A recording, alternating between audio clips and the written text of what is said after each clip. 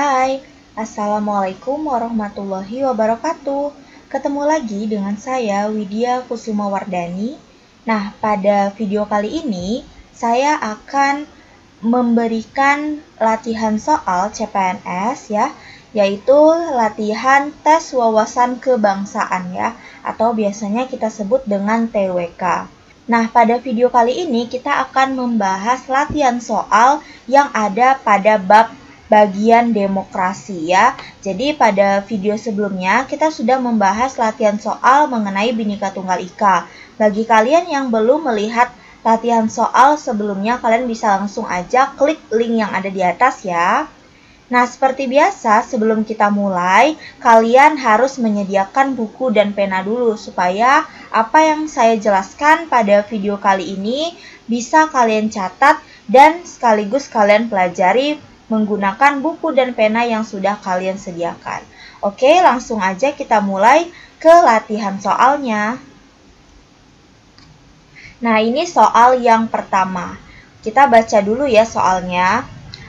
Soal yang pertama, secara historis, sistem demokrasi yang muncul di masa Yunani kuno merupakan reaksi terhadap sistem yang berlaku di zaman arkaik, yaitu opsinya adalah A. Demokrasi kuno, B. Monarki, C. Diktator, D. Oligarki, E. Senat. Ya, jawabannya adalah oligarki.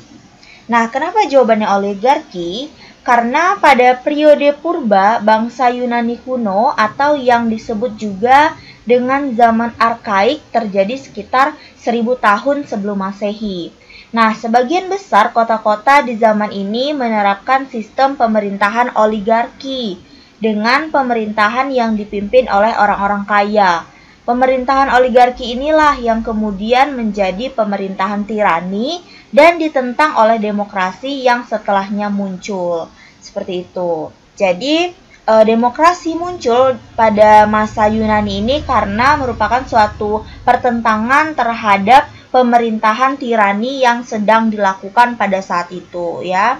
Nah, kita lanjut soal nomor 2. Sistem pemrosesan konflik yang hasilnya berdasarkan apa yang diperbuat oleh para pesertanya, dengan syarat bahwa hasil dan apa yang terjadi bukanlah atas paksaan dari kekuasaan manapun, merupakan definisi dari metode. Kita baca dulu opsinya. A. Pemungutan suara, B. Musyawarah mufakat, C. Demokrasi, D. Interpretatif, dan E. Inisiatif. Nah, jawaban dari soal nomor 2 adalah yang C. Nah, kenapa jawabannya C? Kita simak sama-sama ya. Jadi, konflik yang terjadi membutuhkan suatu usaha penyelesaian melalui metode-metode yang dimiliki oleh para pemegang kekuasaan ya, ataupun wewenang. Yang memutuskan itu harus dijaga dan dilindungi, sehingga tidak muncul sebuah hasil yang berasal dari paksaan pihak tertentu. Jadi cara yang digunakan ini untuk menyelesaikan konflik dengan bentuk seperti ini dilakukan dengan metode yang disebut metode demokratis. Nah, argumentasinya karena keputusan itu benar-benar diserahkan kepada pihak-pihak yang berwenang dan terlibat dalam penyelesaian konflik seperti itu ya. Nah, kita lanjut soal nomor 3. Berikut ini adalah agenda-agenda elemen politik sebagaimana yang disampaikan oleh Larry Diamond. Kecuali, kita lihat opsinya. A. Restrukturisasi hubungan sipil militer, B. Penguatan akuntabilitas horizontal, C. Kinerja politik pemerintahan yang demokratis, D. Pemantapan parlemen, dan E. Pengangkatan pemimpin baru. Nah, jawaban dari soal nomor 3 ini adalah yang E ya. Nah, kita lihat dulu kenapa bisa jawabannya yang E. Jadi, Larry Diamond ini mengungkapkan bahwa terdapat 3 agenda besar politik yaitu yang pertama, kinerja politik dan ekonomi dari pemerintahan yang demokratis. Yang kedua, institusionalisasi politik berupa penguatan birokrasi, partai politik, parlemen, pemilu, akuntabilitas horizontal, dan penegakan hukum.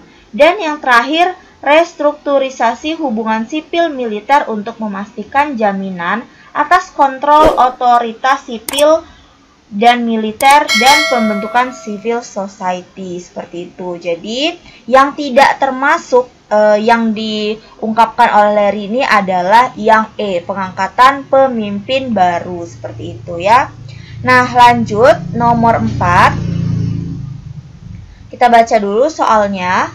Perkembangan pemerintahan di masa Yunani kuno berhasil membuat satu bentuk asosiasi politik yang sesuai dengan bentuk demokrasi.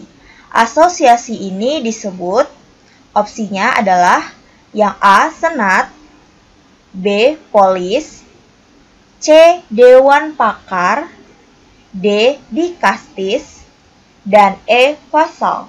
Nah, jawaban dari soal nomor 4 ini adalah polis. Kita lihat ya kenapa jawabannya polis.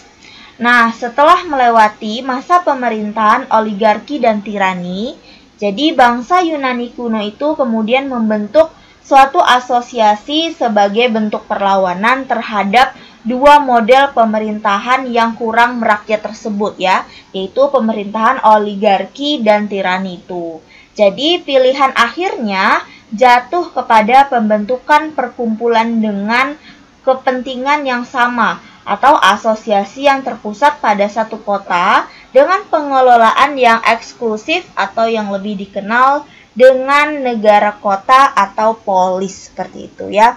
Jadi karena mereka menentang suatu pemerintahan yang tidak mementingkan rakyat ya, yaitu pemerintahan oligarki dan tirani. Jadi pada saat itu Yunani kuno bersepakat untuk membentuk suatu asosiasi yang mana asosiasinya itu dia bisa dikelola secara eksklusif.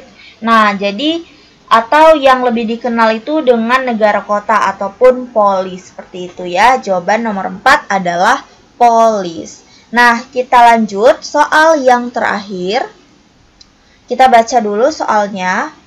Agak berbeda dengan sistem demokrasi modern. Cara pengambilan keputusan yang dilakukan oleh sistem demokrasi langsung di masa Yunani kuno menggunakan, kita lihat opsinya. A. Pengambilan suara, B. Dengar pendapat, C. Voting, D. Referendum, dan E. Bertukar saran. Nah, jawaban dari soal nomor 5 yaitu adalah voting. Nah, kenapa jawabannya bisa voting? Karena di dalam demokrasi langsung, setiap suara yang diberikan oleh rakyat memiliki fungsi yang sangat penting bagi pemerintahan. Nah, hal ini disebabkan oleh jumlah masyarakat yang masih sedikit dan terjangkau untuk melakukan voting secara langsung. Seperti itu ya. Jadi karena pada saat itu Yunani kuno ini merupakan kota ataupun negara yang sangat kecil ya, penduduknya itu sedikit, sehingga mereka bisa untuk melakukan sistem demokrasi secara langsung dengan menggunakan metode voting seperti itu. Maka jawabannya voting ya, yang C. Nah, segini dulu latihan soal yang bisa kita bahas sama-sama ya. Untuk kalian yang masih ada pertanyaan terkait materi PPKN ataupun TWK ini, kalian bisa langsung tanyakan di kolom komentar ya. Untuk kalian jangan lupa terus belajar, terus dibaca materi-materi dan modulnya supaya kalian sukses untuk seleksi tahun 2021. Nah, sebelum saya tutup, saya minta dukungannya untuk terus mendukung channel ini dengan cara subscribe, like, komen, dan share ke seluruh sosial media yang kalian punya, supaya kita bisa belajar bersama. Nah, akhir kata saya ucapkan wabillahi taufik wal hidayah. Wassalamualaikum warahmatullahi wabarakatuh.